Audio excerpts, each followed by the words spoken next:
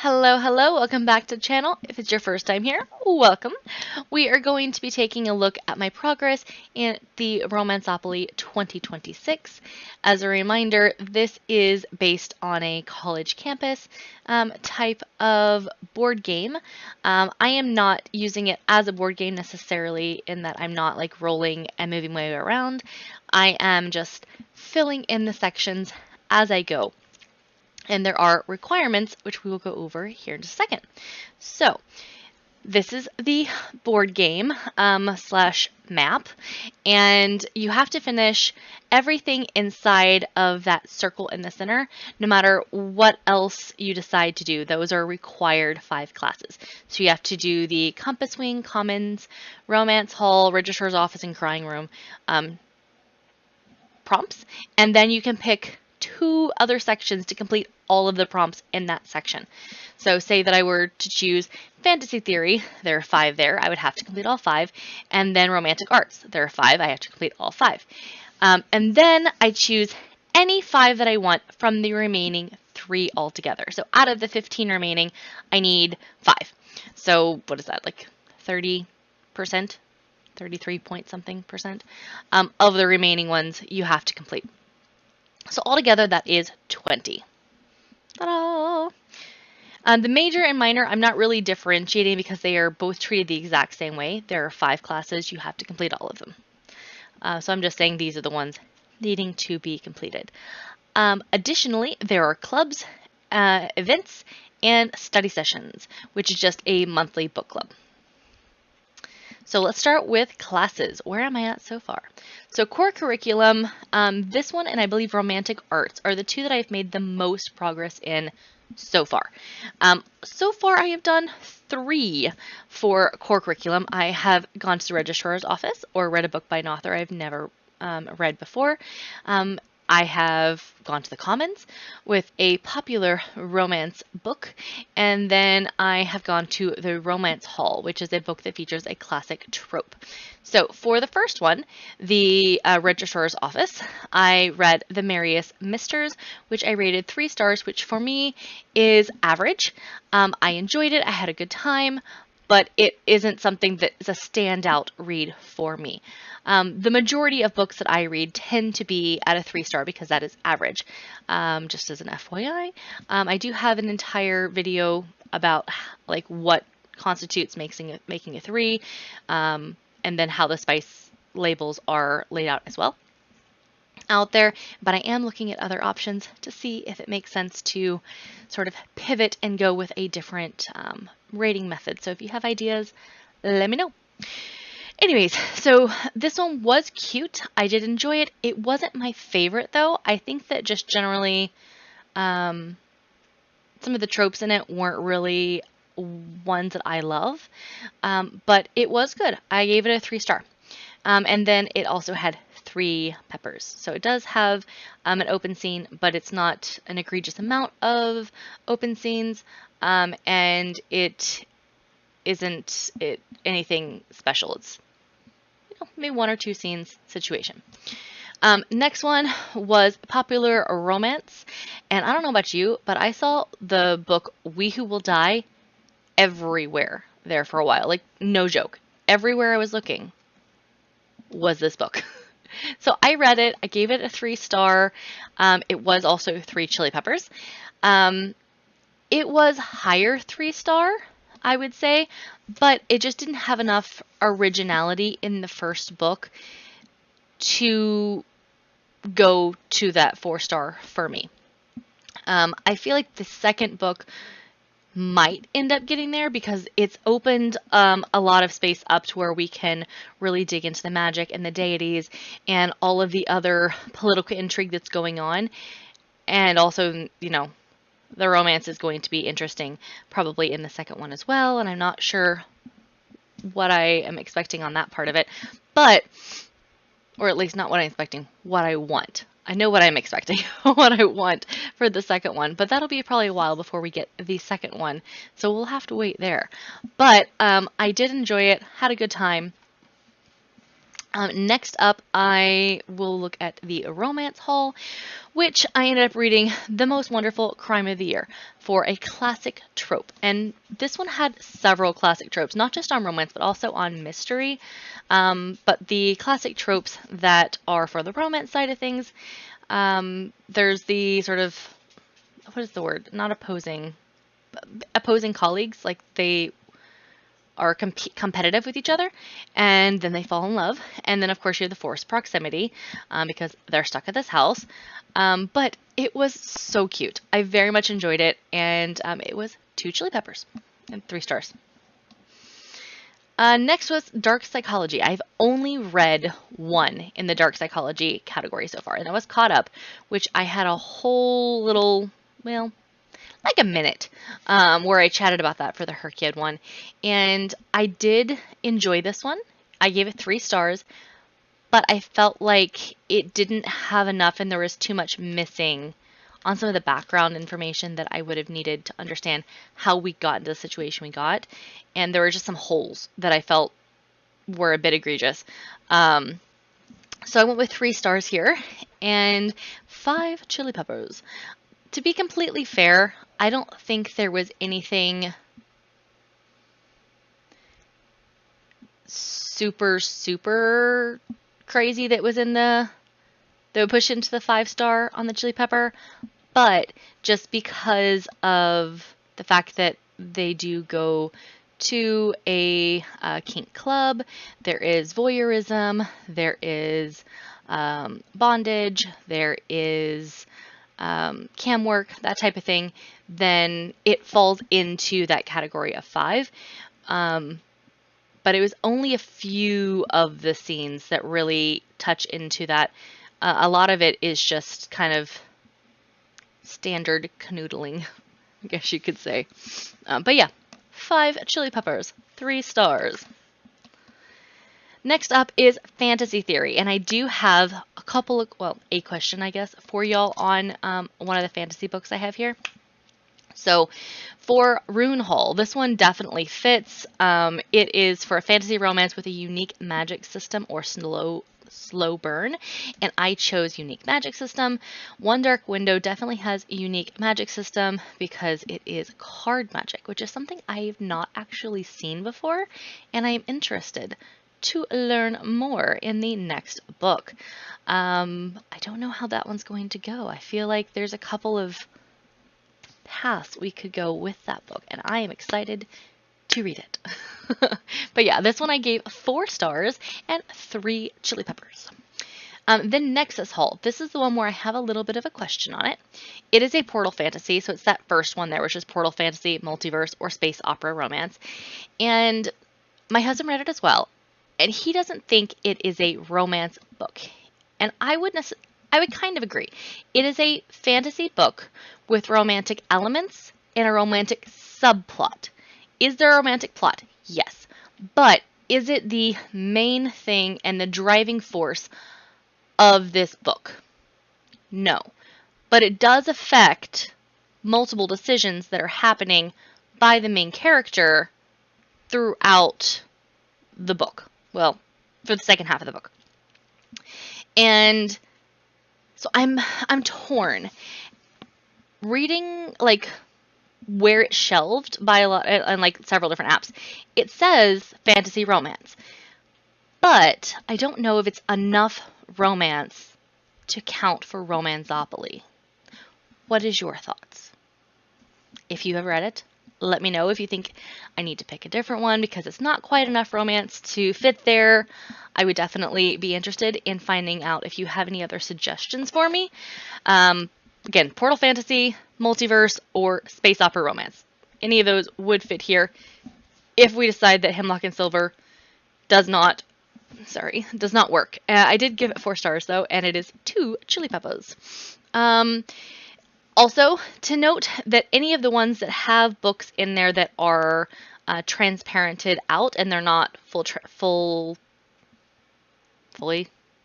visible, that's the word, yeah, is because those are there in case like I spin in like the monthly TBR, so I have something. If I've already thought of an option that could potentially fit there, I went ahead and put it in there. There are some that don't have anything, but that doesn't necessarily mean that's for sure what I'm going to read for that. If I read something else that fits, I'm totally subbing it in.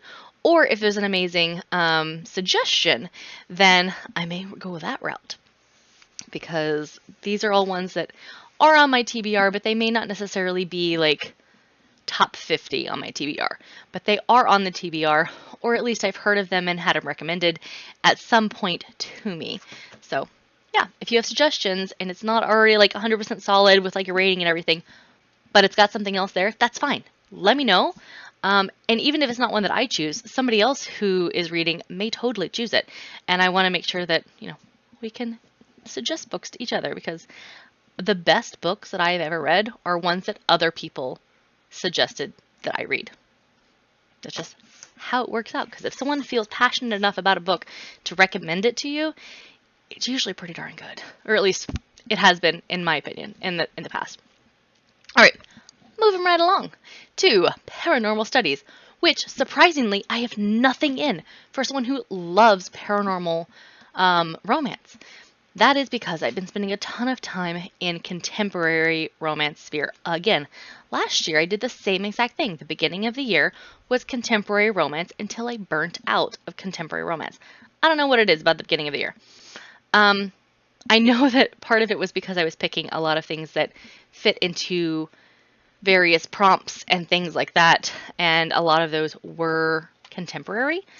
But I do want to get into paranormal studies because I absolutely love paranormal romances. I think they are so much fun. And yeah. So, first option, which, let me know what you think. I have a thought on this one, is Lycanthropol. So, shifter romances. I did read a book that is sort of shifter romance adjacent. No, I've decided I don't think that that's a good enough romantic plot, because you don't actually see them necessarily, like, plot isn't the main part. It's not even like a sub part. She just happens to have a boyfriend and they have a falling out and they get back together. Nope, I've decided that one didn't count. But I have multiple shifter romances on my list of books that I either want to read, might read, are on my list of books for when I'm in the mood for them kind of list. And I did also read 2 or 3 shifter romances this year already, but they fit in on other spots. So I have read shifter romances this year. I just used them elsewhere, so I couldn't put them here. Mating Game was one of them that I'm thinking of off the top of my head. Accidentally Wedded to a Werewolf was another one. Could have fit here. So anyway, suggestions, let me know. I have a bunch, but I can always use more. Same for vampire. I have a couple of vampire romances that are on the list right now, but I haven't yet gotten to read any of them, or at least any of them that I consider romance to be one of the main plot devices or plots within the story. There are a couple of vampire-related books that I have read this year that are not romance. They're more mystery or action thrillery type books. So I haven't picked one, not because I don't have any, but because I have so many. But yeah, still, suggestions. Fated Mates, again, I've read a couple already this year, but I use them elsewhere. And then I do want to read How to Fall in Love with a Demon. It's just not been here on my calendar from the library yet. But yeah, nothing really going on so far in here, surprisingly. All right, romantic arts. I mentioned that this one was also one that I was the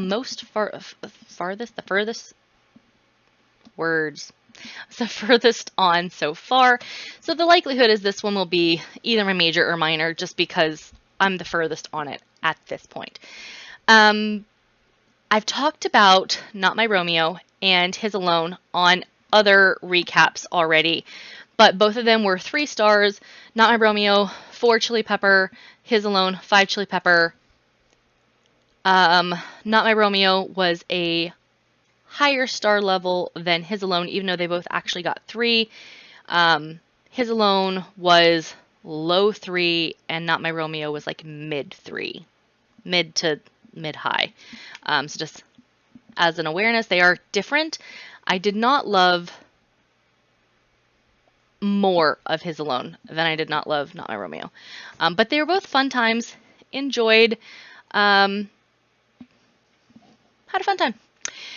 Christmas Tree Farm. Also a 3-star, also a 4-star, or 4 chili pepper. I've talked about this series already a couple of times, just in general, and this one was not much different than the other ones in this series. They're all small town romances and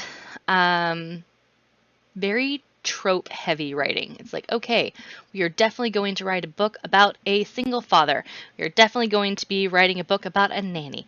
We're definitely going to be writing a book about a tree farmer who's from the big city and knows nothing about tree farming.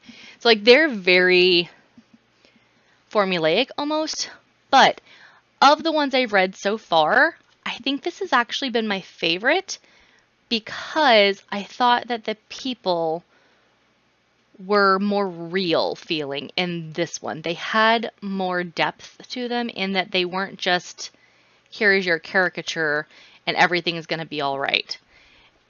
There was a bit more nuance than there has been in other ones so far in this one. I'm not going to say they were amazing. It's still a 3-star. It still has the same issues I've had with the other ones in the series, but I did enjoy this one more than the other ones, and I don't know if it's because I was reading it at the end of the holidays and because everything didn't end perfectly right from the beginning and because they were, back and forth and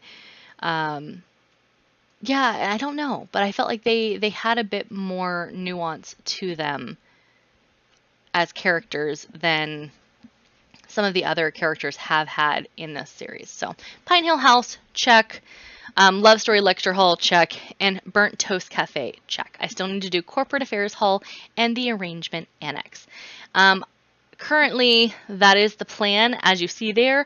But if I come across another contemporary office romance or something with fake dating or roommates, which I have at least one other book on my TBR that will fit that category for sure, I may swap those out depending on what I get to first. Then historical. I am actively reading The Everlasting. I'm hoping to finish it tonight. We will see. I'm enjoying it so far. And that's going to be a time travel historical romance under Horology Tower. And then Thistlewing, a Scottish Highlander romance. I did complete that in January with Highland Spitfire by Mary Wine, which was 4 chili peppers, 3 stars. There were parts of it I enjoyed, and there are parts of it where I was like, hello, trope. Hello, obvious thing that has been done 15 million times. But again, just because something's been done a bunch of times doesn't necessarily mean that it's a bad thing. It means people enjoy it, right? So I get why it happens. I felt it was a little bit too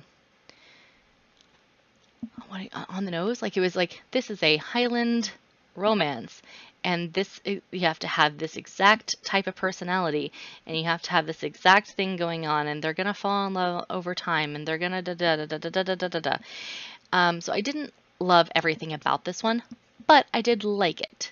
So I did give it a 3-star. Then we get into clubs, and I finished 2 clubs already. I rolled for 1 club, and that was the second one we're going to talk about here. But I ended up being so close to finishing the other club that I went ahead and picked up the 4th book that would complete the club in February, just because I kind of accidentally finished one of the clubs, or almost finished the club. So let's just jump into it. Hearts and Spoons Club. I did finish this one just about a week ago, maybe a week and a half at the most, when I read Book Lovers. Everything else, I just happened to read something that fit into it, or I found it and I was supposed to read it later in the year, but they came available in my library and I really wanted to read them. So I went ahead and did it because I wanted to.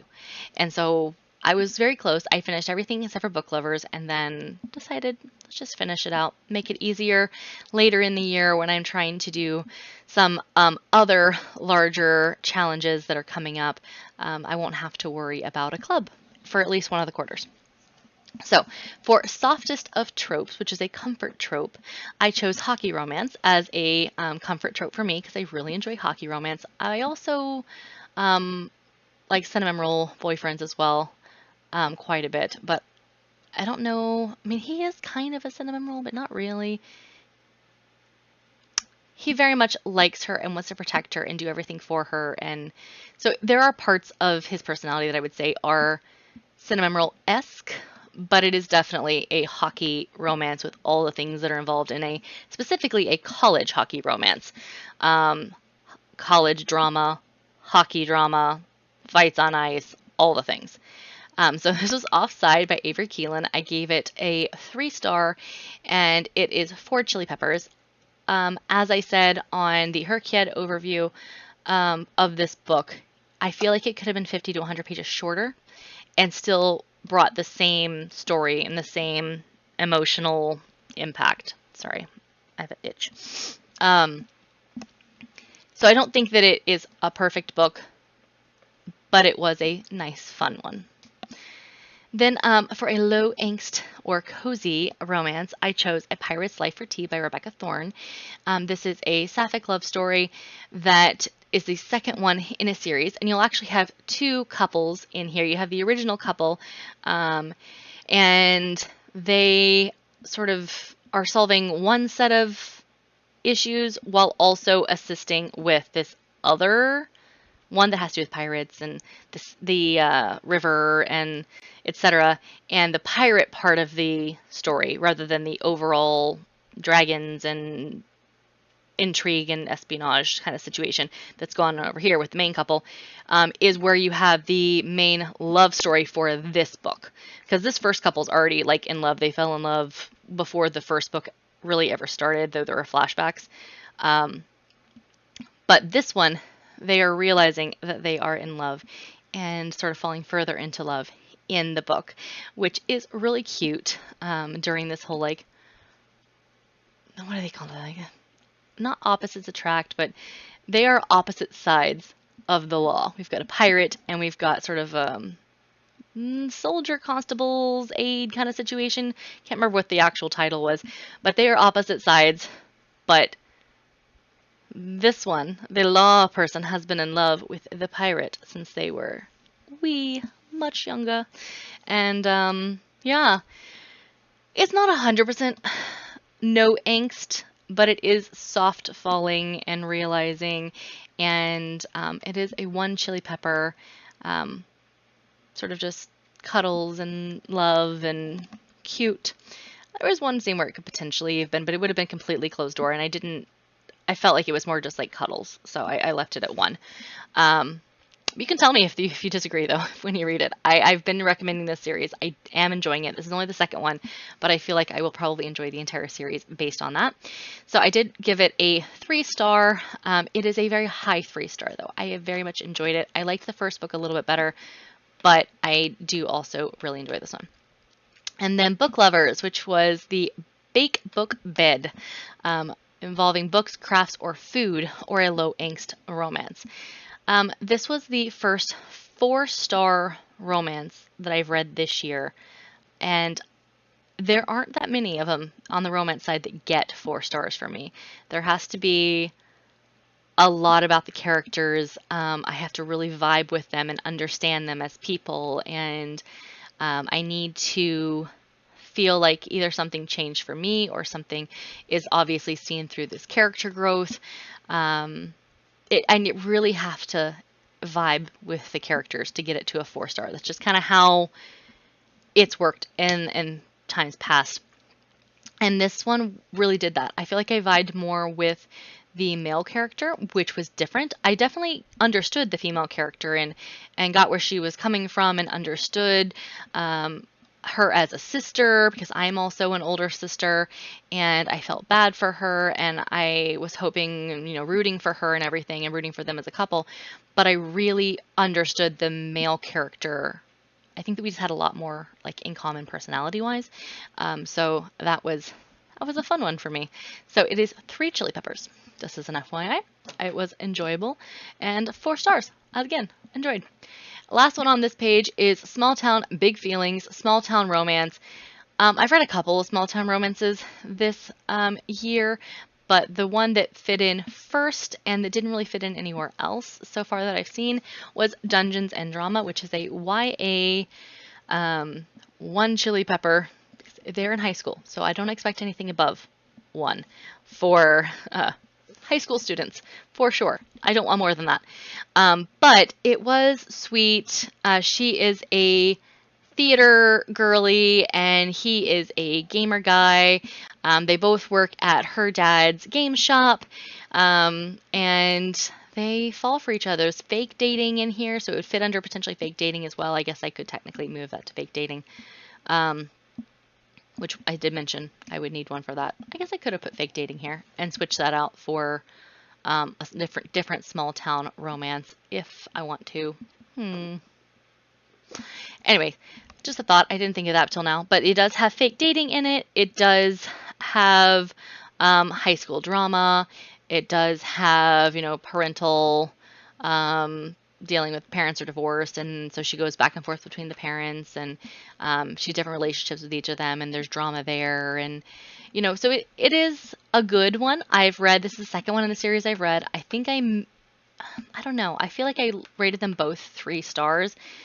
And I think I actually liked the other one slightly better, but I would say they're both hitting right at that mid-3 level for me.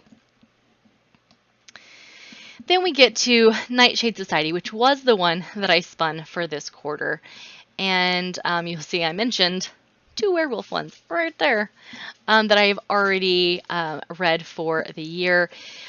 All of the ones on here are at least moderately to highly spicy. The lowest was Accidentally Wedded to a Werewolf, which was at a 3, which does have open door scenes, just not... there are quite a few, but they're not all open door. There are a couple open doors, and then there are other closed door scenes or sort of discussed. But yeah, it was edging up into a 4, but not quite there from what I remembered when I was done with the story. I'm trying to think about it. But anyway, it was close to a 4, but not quite. So first one, Into the Shadows, which is a romance with a monster love interest, gargoyle, kraken, etc. The Monsters Made is a 5 chili pepper, 3-star book. It is fairly short. It does lack a lot of plot. It does lack a lot of character development because it is short and because it is essentially just erotica. When we get down to it, brass tacks, all that jazz. That's what it is. It is monster erotica, and it is why choose. So you're going to get a couple different monsters. Specifically, dragons. Oh, what was the other one? It's a dragon, and I think wyvern, and something else that has to do with dreams. Can't remember what the last one was. I read it, it was the very first read of the year, so it's been 7-ish weeks since I read this one, so I don't remember what the last one was. I remember the storyline. I just can't remember what what his actual designation was as a monster. Anywho's, then we get to Supernatural Boarding Pass, which is paranormal romance set at a school or training academy, and I chose Dark Fae, which is the first book in this series by Peckham and Valenti. I am currently reading the second one in the series. It is a series I am reading for Herkiad because I needed a 4+ book series, and I ended up choosing this one because it was recommended by a friend. I will say it does have some spicy scenes in it, but it doesn't... I'm not sure yet who the main love interest is going to be at the end of the first book. I'm like, it could be a couple of options. Or potentially somebody we haven't even met yet. Although I doubt that, because why would we go through at least an entire book in a 5-book series and not have met? It's possible. But anyway, just started the second one. I do plan on trying to get through the entire series before the summer, so we will see other ones from the series be added elsewhere as we go through. And this one is definitely at a training / school type of setting. They are at a magical school, college aged. Then we get Cursed and Claimed, which is curse breaking or soulbound romance, and I went with soulbound because they are soulbound mates in this one. It's not done with like a fated mate trope though. Instead, it is that they are accidentally bound into this mate bond, and they have to do all these things in order to get out of it, and they fall in love while they're working towards getting out of this bond. So, FYI, the main character is in another, or main female character is in another relationship. They're in an open relationship. Just as an FYI, she is engaged at the beginning of the book. So if that is something that you are not interested in, just being aware of that at the offset is something I think I would have liked to have known, because that's not something that usually I really enjoy. I am not, unless I walk into it knowing that it is a why choose and everyone is okay with this and we're all going to be happy at the end of it, I don't personally like that open-endedness. And even then, I don't always love why choose either. But I really, really vibe with one-on-one coupledom personally, because that's how my brain works for myself, and so therefore that is what I personally am looking for in a romance. But obviously I read others, and I'm not judging anybody else for being in those types of relationships. It's just not what my brain does. I am Demi, and connecting with more than one person like that is, I can't imagine that ever happening to me personally. Like ever. So likelihood. And I just something doesn't vibe with me. So I tend to avoid it in most of my romances, but this one was one that was sort of an assigned read. So I don't know if I would have picked it up all by myself, but I did have a good time with it. Once I sort of got past that aspect of it and like being, yeah, once I got past that, I was like, this is fun. I enjoy it. I'm hoping that everyone gets together and is happy at the end, and it ends up working out, as it does, because they have to be happily ever after, at least happily for now, to be romance, in my opinion. Then we get to Full Moon Fever, and that is a romance that includes the mating heat trope, and this is another romance that is werewolves, and it's The Mating Game by Alana Ferguson. 4 Chili Peppers, 3 stars. I thought this one was really cute. I enjoyed it. There were a few moments that I was like, I don't know how I like that. There are specific words that I don't love in mating heat related books. Like, I don't like the word slick personally, and things along those lines. So there were some things that I was just like, that just gives me a little bit of the ick, but we'll get past that because the rest of the story is cute. But yeah, that was just a personal preference on wording, not related to the content of the book necessarily, like how good it is and how much there's actually written there that is enjoyable. So let's move on. Didn't do anything for Secret Stacks, and didn't do anything for Theta Tau Theta. I will likely read Sweet Obsession at some point, which would fit here, but I read quite a bit of taboo dark romance and also of spicy romance, but I don't know if it's spicy dark romance or if it's just spicy romance or taboo dark romance. So I'm going with this is just spicy, which is why I went with Sweet Obsession, but I do believe this does have some dark elements because a lot of the Dark Olympus series does. Not everything. Haven't read it yet, so I don't know. So if you have ideas for any of these 2 clubs, let me know. Let me get to events. I only did the first event, obviously, because they have to be done in the time period that is out there. So this is for the Q1. Did complete this one. For Ice Gauntlet, I read a paranormal romance where one character harbors a Hidden Power, which is the second option. So I went with Glint, which is Plated Prisoner series. And I've gone back and forth on if this is a 3 or a 4. Right now it's sitting at a 4. I'm still going back and forth on that. It may end up settling in at a high 3. It's one of the ones I'm just not sure. But it is a King Midas retelling fantasy, fae, war-torn kind of situation. And I am enjoying it. And I'll probably read the next one. Well, definitely we'll read the next one. So 1 chili pepper in this one. And it is, like I said, 3.5, 4 stars currently for me. Shimmer Clash. Read a fantasy romance featuring a winter setting or ice magic. I went with winter setting and did Barbarian Lover by Ruby Dixon, which is part of the Ice Planet Barbarian series. And it is alien erotica, more or less, but it does have some actual plot to it, which is something that I personally need in my books, period. I just need a little bit of plot, something that I can get through. Otherwise, I really just can't connect to the characters, and it doesn't really vibe with me. So this was probably about the lowest level of plot that I would want to see in order to be able to engage with the book and really enjoy it for the most part. And it was a fun, quick read. 3 stars, 4 chili peppers. Moving on to Crimson Brawl, which is a dark or paranormal romance with possessive alphas, morally gray, blood pacts, etc. And this is Small Magics, which is an anthology, and it has possessive alpha in this series and in several of the little short stories and novellas that are in this anthology.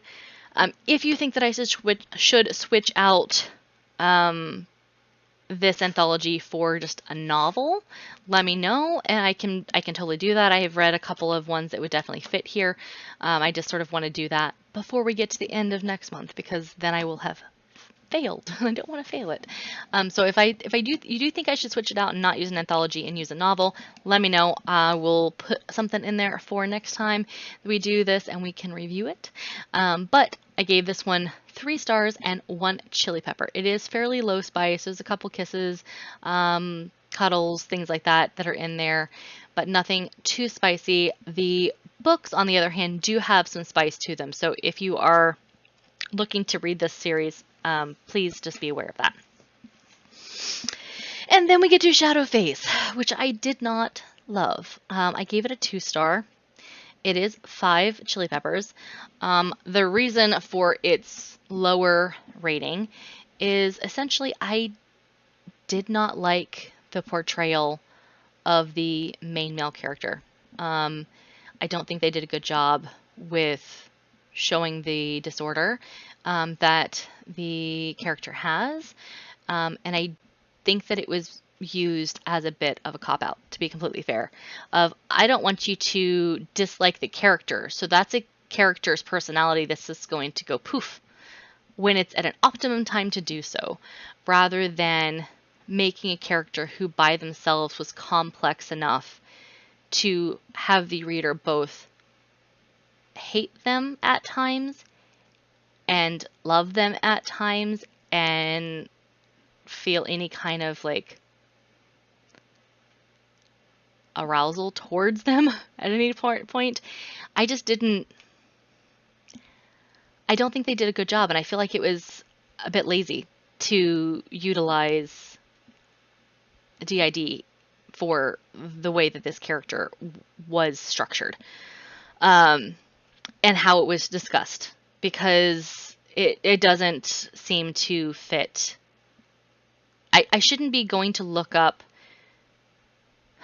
psychological issues and trauma bonds and things along those lines in the middle of this romance, because I'm like, this doesn't seem right. This isn't accurate. This isn't how I've always, well, not always, but how I understand DID to function, or how splits will integrate, or any of that while I'm in the middle of a sex scene. Like, that's not something that I should be like thinking through, because I'm like, this doesn't make sense. Like, I should be able to stay involved in the story and not have this in the back of my head as I'm continuing through and being like, huh, okay. There were parts of it that I was like, yeah, absolutely, that is totally how DID would work. But then there were other parts that just felt like lazy writing. Because I was like, no, that's not how that would work. You just don't want to own up to the fact that your character has issues and they need to be affected. So you're just going to make all of those things go into that one personality that you just poof as part of integration. And they get to keep a few things, but basically that whole person just goes away. And that's lazy, in my opinion. So yeah, it wasn't for me. I don't believe I'll be reading the next one. And then of course I did not like, well, maybe it's not of course, but I did not like the complete 180 that the female character did in the epilogue. Was it the epilogue or the last chapter? Anyway, it was like some time had gone by and then you get this last scene. And I was like, that is the exact opposite of how you made the character fighting to be the entire story.